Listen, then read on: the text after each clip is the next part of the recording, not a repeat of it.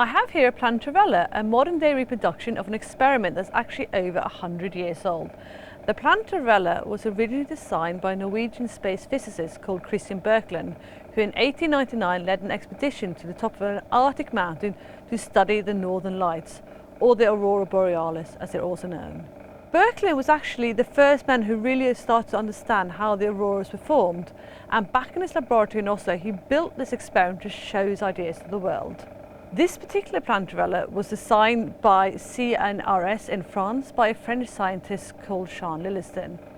And it's a vacuum experiment, so what we have here is a vacuum chamber and a vacuum pump, which is a bit like a Hoover at home, and the vacuum pump sucks out most of the air out of the chamber. Not all of the air, but most of it. So it's recreating the conditions about 100 kilometers altitude where we see the aurora.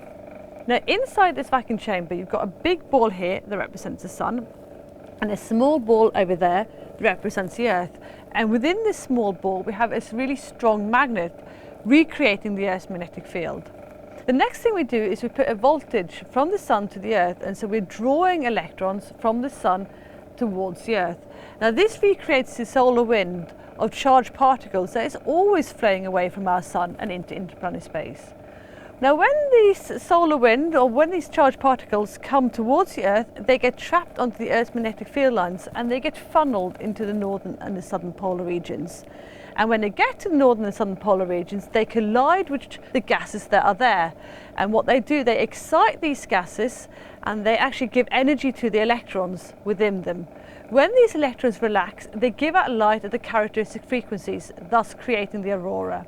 That's basically how the aurora is created on Earth, and similar to how the aurora is created on all planets that have a magnetic field.